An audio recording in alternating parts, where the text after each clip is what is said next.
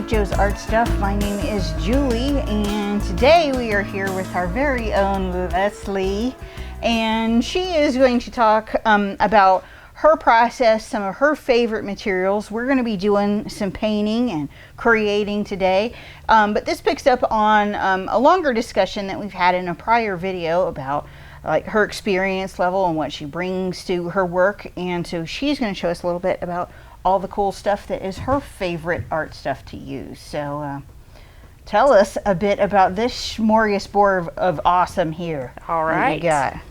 Well, I try to keep things simple and limited. So I have just a few things, some my favorite watercolor, this is my whole palette, and papers and brushes. Those, and then using each of those as far as they can go. So I really, really love quill brushes because they're beautiful, for one, and also they can do like a really thin line all the way to a really thick one. So you can, whatever you're doing in the moment, it can do. Like you don't have to say, oh, I'd like to do this small line now, and then you have to stop and do that. So I kind of like that about them. Graphite, water-soluble graphite is amazing. Yes. When I found out that that happened and it could be erased and then polished to make it shine, or parts could remain matte, I was like, oh. So that was really kind of exciting. I know you can erase watercolor, but it's just different. Graphite's grainy, and it's just got a certain mood to the gray. And gray's obviously my favorite color.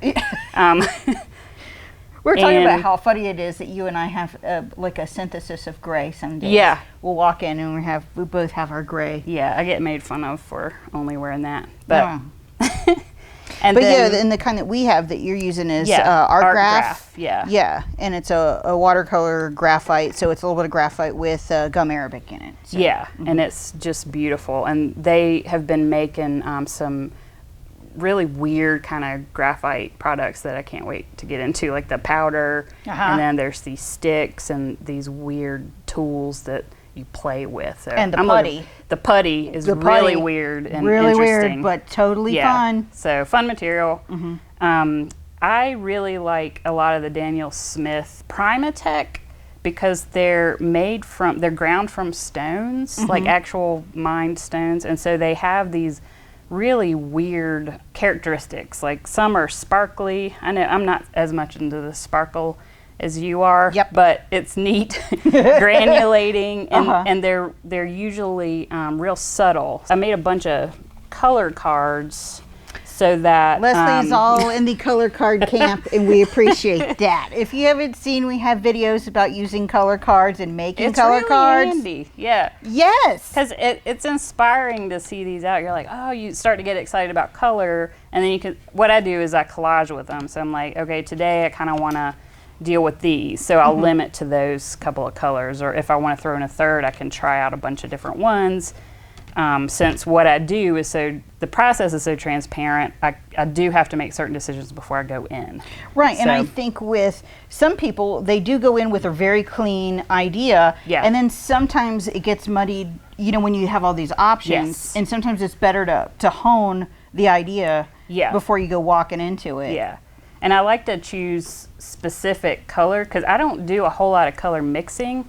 I kind of like to use the color straight out of the tube as a almost like a crayon. Like, this is the color that it is. That's right, and that's fun to me. So it makes me pick colors that aren't necessarily a balanced palette like you would normally have for a watercolor. Right. But like Holbein Shadow Green is a really gorgeous, dark, moody green that I use a lot. And that's one that you've been using with some of the Celtic inspired and the infinity knot type thing. The Easter knots. And especially with that, the Winsor Newton Payne's gray has just the right amount of blue in the gray. Like, I tested all the Payne's grays, and that was the one, because I do use them straight. I use them like ink. Right. In a way where it's just straight out on the paper. Well, and some of the Payne's grays have they're subbing a lot of phthalo in there. Yeah. And so they don't have that smokiness anymore. Yeah, they exactly. have that weird.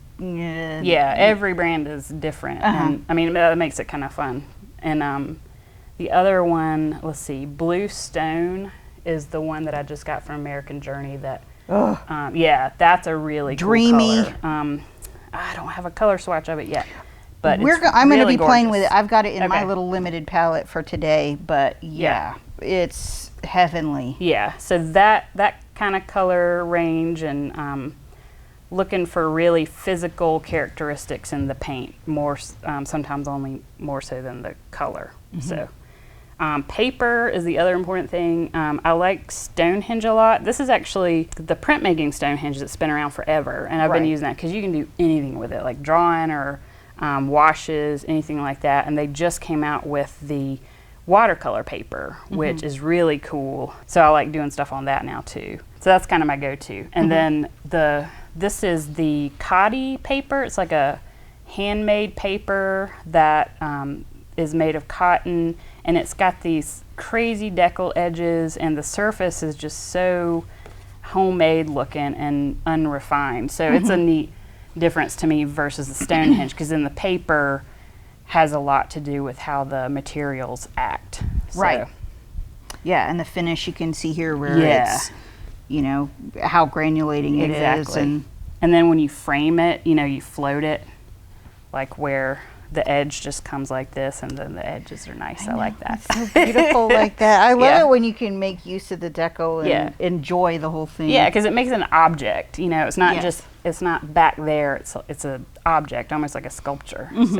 So we're going to do some fun stuff. And also you were going to talk a little bit about this tape. That my favorite tape ever. Yeah.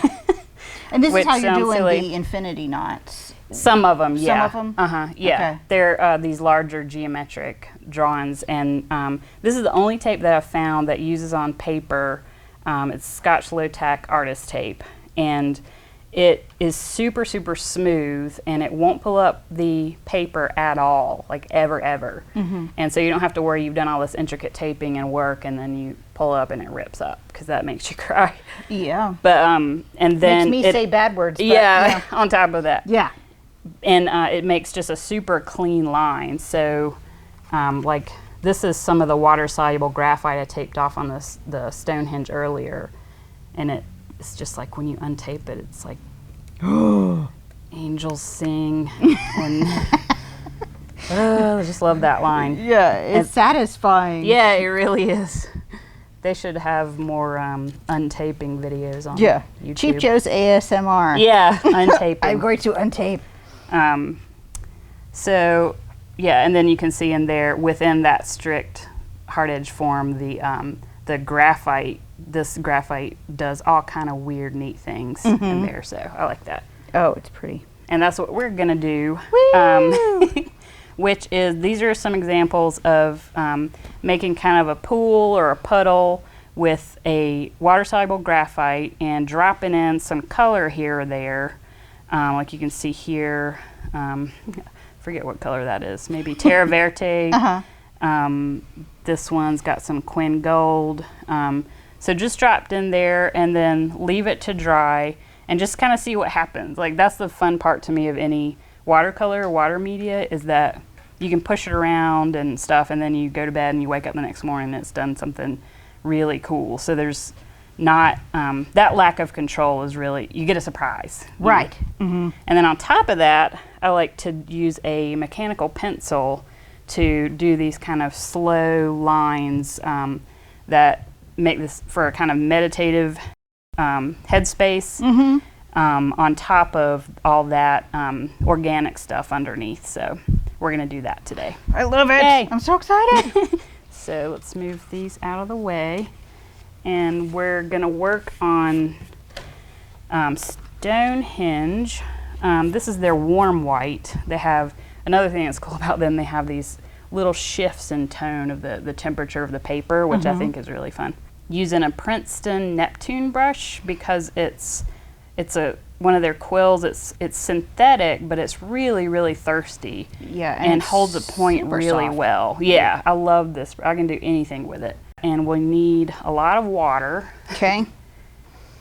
So load that up, because these are thirsty. These little pans are pretty thirsty. So you just get you know, whatever on there, and then we'll see what happens when we put it on the paper. I don't test anything. I like it to be a surprise. This is where Julie starts to freak out. Lose control. Yeah. And then, so, you know, just whatever you want to drag it around, and you can see how it kind of saves the mark, which I think is really cool of the brush. And then you can push it around with even more water. See, I would almost be tempted to make a pool. Yeah. And then drop in. Yeah.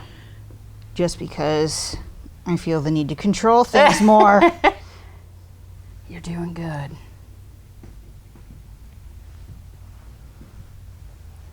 And I mean, you kind of know how it's going to turn out, but then when it finally dries, it's a nice surprise. So, and so you can get, like, that's adding a bunch of water and it's granulating a little bit more. Mm-hmm. This looks too much like a face, though. I'm going to have to just wipe that right out.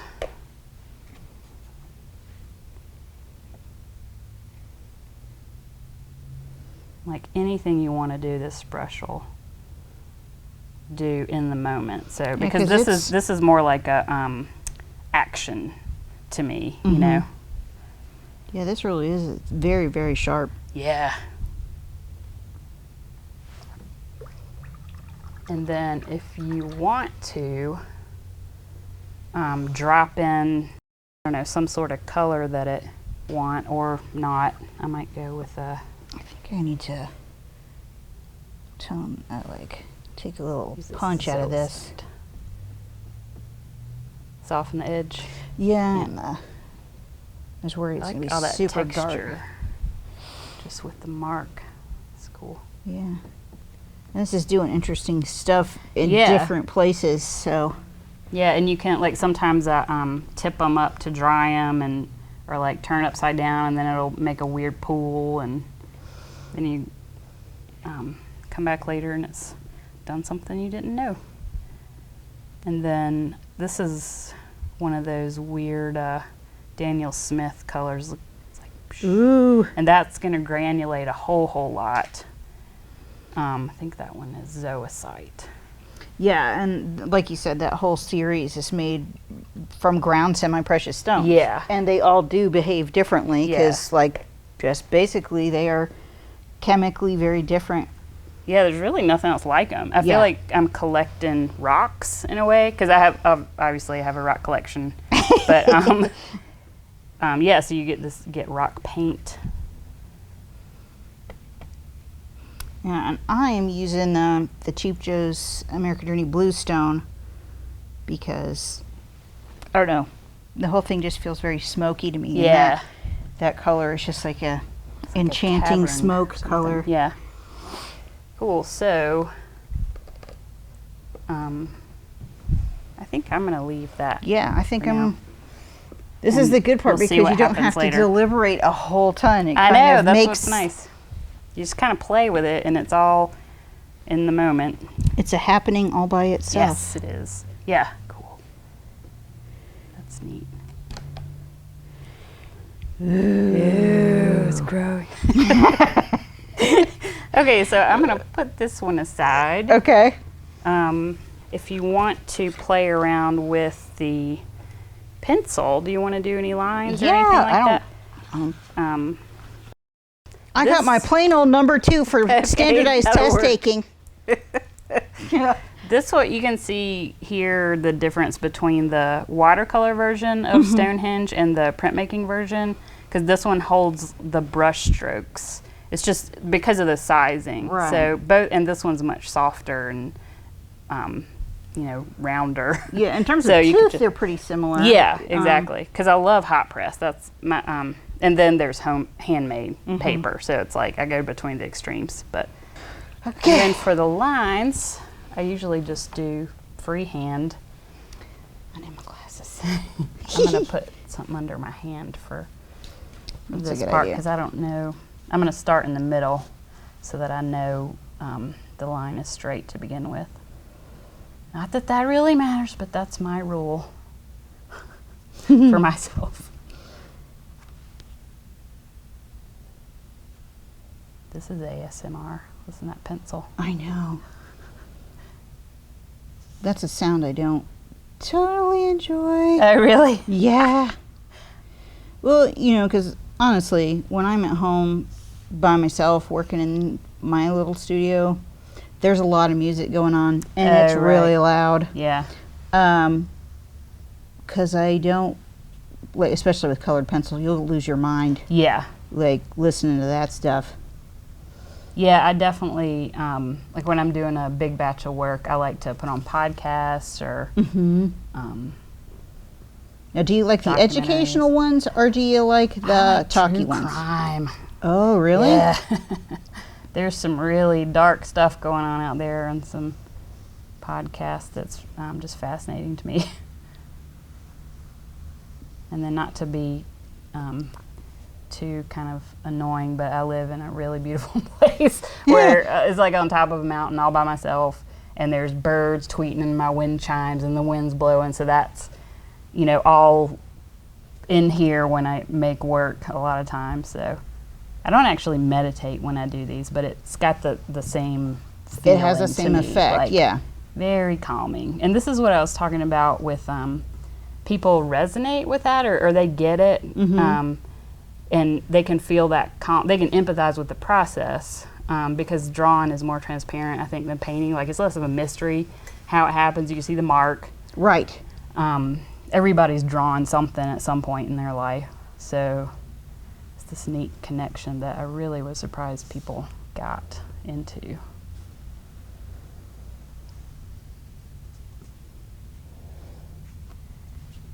Trying to decide if I want to go all the way or not. Maybe just half. Ooh.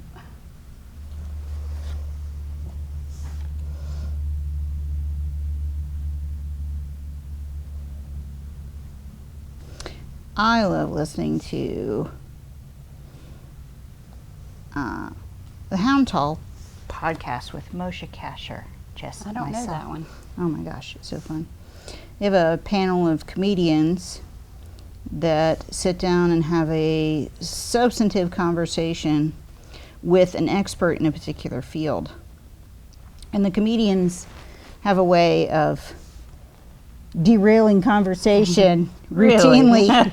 Yeah. I remember the very first episode I listened to was they were talking about funerary services, cremation and stuff like that.